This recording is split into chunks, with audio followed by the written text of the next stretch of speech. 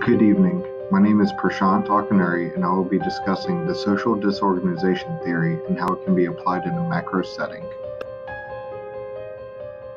You may be thinking to yourself, well, what is social disorganization theory? The basic explanation of social disorganization theory is that social disorganization, or social problems, occur due to a failure of rules, normlessness, cultural conflict, or breakdown. What is the basic cause of social disorganization? Social change is the root cause of social disorganization. Social change leads to social disorganization, which then leads to social problems. Social problems are any social issues that people believe should be corrected, such as crime, poverty, and substance abuse.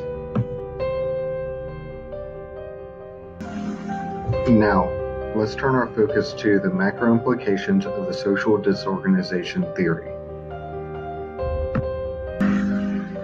In 1942 Chicago, Clifford R. Shaw and Henry D. McKay began using this theory to explain why certain areas of Chicago see a higher rate of crime and delinquency while the surrounding areas do not.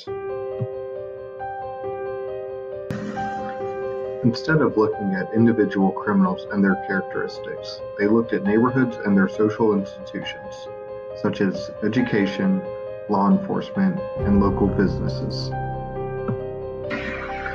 They concluded that neighborhoods lacking in social institutions are too disadvantaged and disorganized to perform the function of training and socializing individuals to be law-abiding members of the community. Secondly, they noted that the behavior of the community is not monitored to ensure lawful behavior. From these conclusions, they decided crime is caused by social factors or bad places rather than a bad individual. This was later to be defined as environment determinism. In other words, the physical environment affects social and cultural development.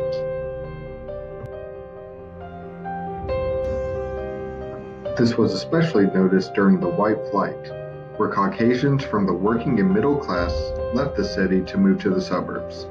With them went all of the social institutions, causing those that could not afford to leave to live in a state of despair and hopelessness. To this day, social disorganization theory is still used to describe social problems in certain areas and the importance of social institutions to keep an organized and harmonious environment. Thank you for your time and attention. References for images and information used in this presentation are on the following slides.